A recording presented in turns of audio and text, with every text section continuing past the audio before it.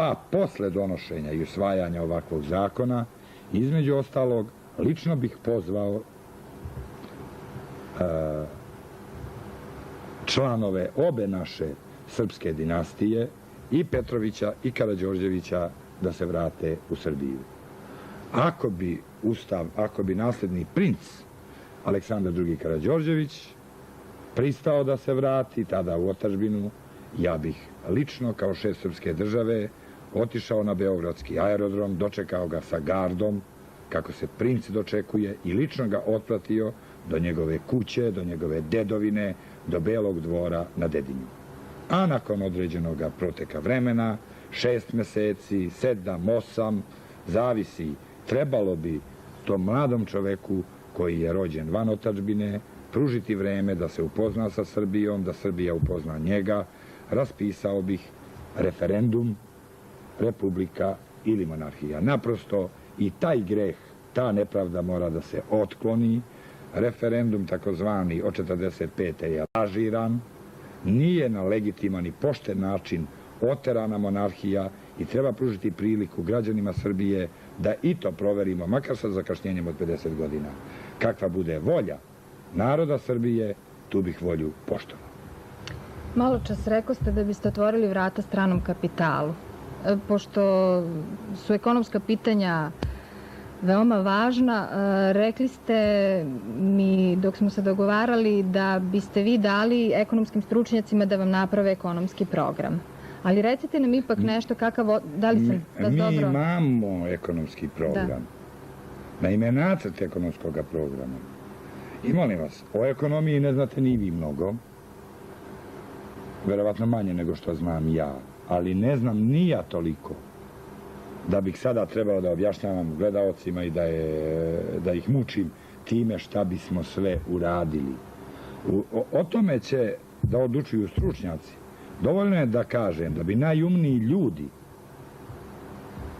prihvatili se toga posla, ljudi struke, a sad jedan pisac da obrazlaže šta bi ova grana kapitala, šta bi ona grana kapitala. Ne, recite nam recimo vaš odnos prema svojini, to možete. Pa možem da taj odnos je poznat i to smo rekli u prošlom televizijskom predstavljanju. Društvena svojina je jedna nečista krv, bolesna krv koja stalno traži novu i novu transfuziju. Nikad se ta krv izlečiti ne može. Društvena svojina mora da se ukine, to je bila partijska svojina. I mora da se pretvori u državnu svojinu, u privatnu svojinu, u akcionarsku, deoničarsku, mešovitu, ali o tome, molim vas, razgovarat će i odlučivat će stručnjaci, a Srbija je puna stručnjaka. Ono što vam ja mogu reći i što vam mogu garantovati je sledeće, da nikada u Srbiji, toj višestranačkoj demokratskoj, kojoj bih ja bio predsjednik, ovako nešto ne bi smelo da se dogodi, niti bi se događalo. Molim vas, evo kamera, neka vide. Vidite. 25.11.1990. na račun Pokrajinskog komiteta Socijalističke partije Srbije u Vojvodini, Agroindustrijski kombinat Bačka Topola uplatio je 3.000 milijardi za predizbornu kampanju. A taj isti AIK Bačka Topola u ovom času, evo dokumenta, duguje seljacima 27.000 milijardi. Ovoga ne bi moglo da bude. Čega dalje ne bi moglo da bude?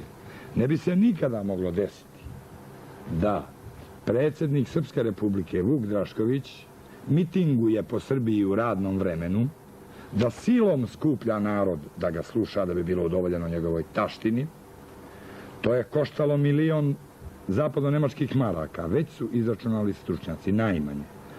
A EI Niš, koja je bila spremna da štrajkuje pred dolazak šefa srpske države u Nišu, je bukvalno dan uoči dolaska njegovog u Niš odnekud iz Beograda dobila 100.000 milijardi dinara, odnosno 10 miliona dolara. A kakva je situacija u EI Niš, to znamo svi. 7.000 radnika je pred otkazom i dobit će otkaz čim prođu izbori, ako pobedi Socijalistička partija Srbije. Ko je doveo i Niš na ovakve bedne grane? Doveo je između ostalih i gospodin Ljubiša Igić, ali je on imao neke druge zasluge koje se nimalo ne bi cenile u Srbiji u kojoj bi predsjednik Republike bio Vuk Drašković, pa je po tim zaslugama sada doveden na čelo Beogradske banke, a Beobanka u ovom trenutku je u minusu više od 4,5 milijarde dolara i padne li ona, pala je finansijska kičma srpske privrede. Dobro, gospodine Toga neće da Drašković, bude. Recite šta će da bude. Evo sad malo čas ste pominjali seljake, recite šta će da bude, kakav je odnos vaš prema seljacima. Znate, ja sam dete sa sela, ja sam sa sela otišao na studije, potičem iz domaćinske seoske srpske kuće koja je postradala pod komunizmom. Vratiti dostojanstvo srpskom selu, vratiti dostojanstvo srpskoj seljačkoj kući, to učiniti i to je već dovoljno. Mi smo u programu predvidjeli da 4 godine od kako bi SPO preuzeo vlast, u svako selo u Srbiji stigne asfaltni put, da bude jedna priručna ambulanta, jedna ambulanta za pružanje hitne medicinske pomoći, da se napravi škola, da se napravi crkva.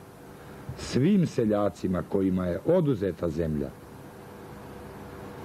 pod boljševizmom, zemlja bi bila vraćena ili nadoknađena. Zašto kažem nadoknađena? Zato što je i prilikom deobe zemlje, prilikom agrarne reforme pod komunistima, bilo slučajeva dosta da su zemlju dobijali bezemljaši, sirotinja. Tim bezemljašima, sirotinji, niko neće oduzimati zemlju koju su dobili, jer bi bila napravljena užasna nepravda. Ali onima od kojih je zemlja oduzeta, država bi isplatila nadoknadu. Možete li da nam kažete nešto o vašem odnosu prema nezaposlenima, na primjer? Pa molim vas, čije je to sve proizvodnja? Čije je to sve delo?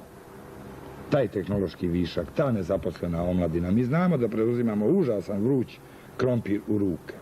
Ali u jednoj demokratskoj Srbiji, u kojoj bi konačno počeli da vladaju zakoni tržišta, zakoni pameti, sposobnosti, veoma brzo bi privatna inicijativa i preduzimljivost angažovala toliki broj nezaposlenih ljudi.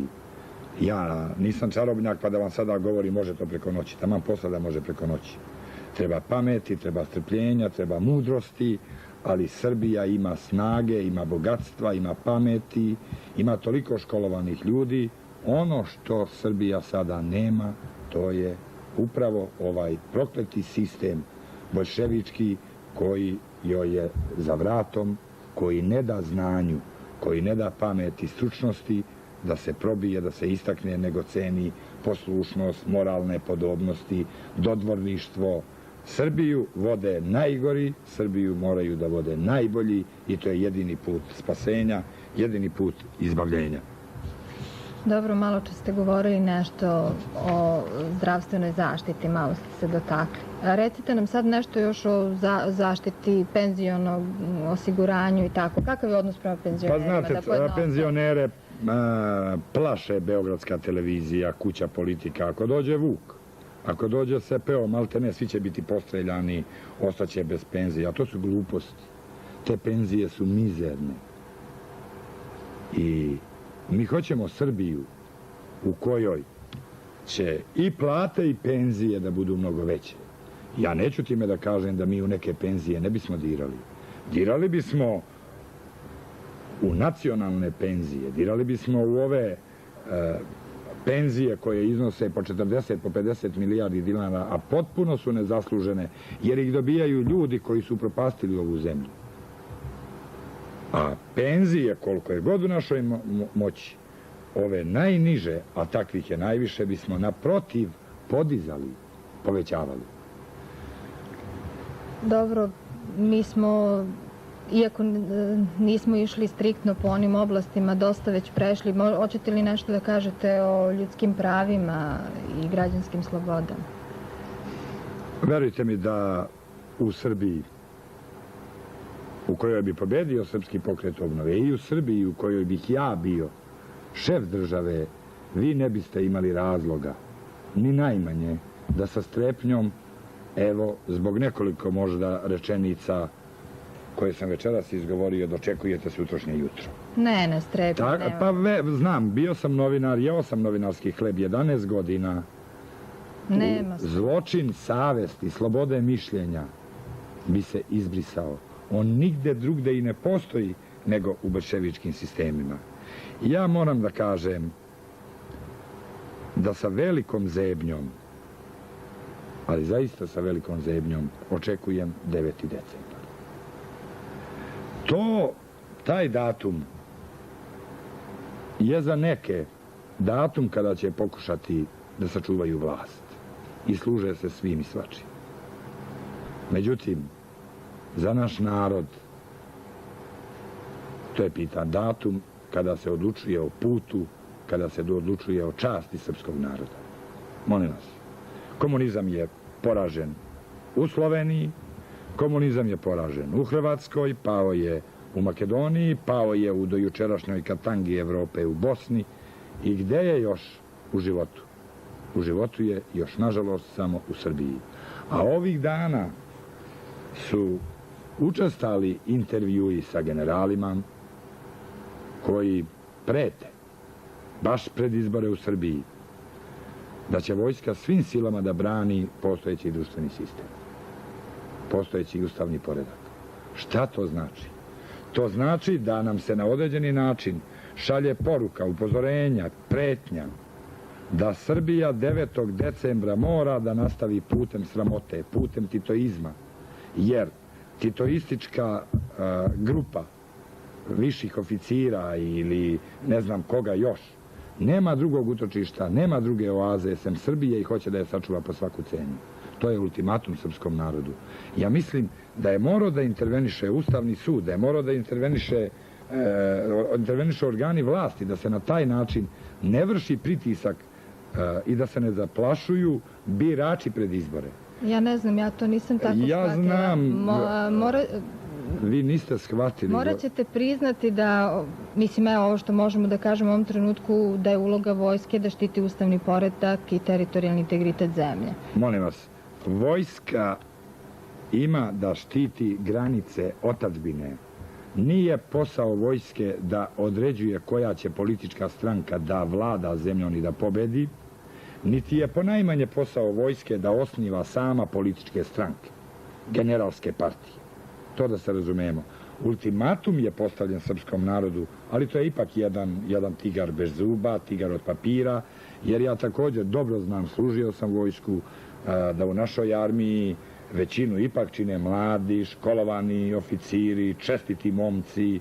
Oni su na strani progresa, na strani demokratije, oni su za višepartijski sistem. Prema tome, ovi koji prete nemaju kome da izdaju tu naredbu. Iako moram da upozorim da nam se na razne načine priprema podvala izborna 9. decembra. Iz raznih mjesta Srbije me obaveštavaju naši mladići, a zna se da za Srpski pokret obnove je omladina, gotovo sva, pozivaju se na vojne vežbe. Ja sam apelovao na konferenciji za štampu na našu vojsku, na rukovodstvo naše vojske, ne pozivajte nam omladinu na vojne vežbe u dane izbora, jer ih ne zovete tamo da vežbaju bilo šta drugo, nego da ih pokradete. I kažem i sada omladini Srbije sa svom odgovornošću, budu li vas pozivali na vojne vežbe ovih dana, pocepajte pozive. Na vojne vežbe se ići neće, jer se radi o časti Srbije 9. decembra. 9. decembra se bira između juče, između sutra, između krsta i između petokrake. Mi nećemo da dozvolimo sebi sramotu. Da 9. decembra crvenimo pred svetom, razgovaram sa stranim novinarama, kažu, verujte, oči sveta uprte su 2 tačke. Bliski istok, da vidimo hoće li biti rata i u Srbiju, da vidimo hoće li Srbija spasti čast, ili će produžiti u sramotu da bude posljednji bastion boljševizma. U Jugoslaviji čak, Molim vas, do mene dolaze informacije da je omogućeno oficirima, izvinjavam se ako nije tačno, ali to se mora proveriti, da glasaju na 3 mesta. Da glasaju u kasarni, da glasaju u SSNO-u, da glasaju u mesnoj zajednici.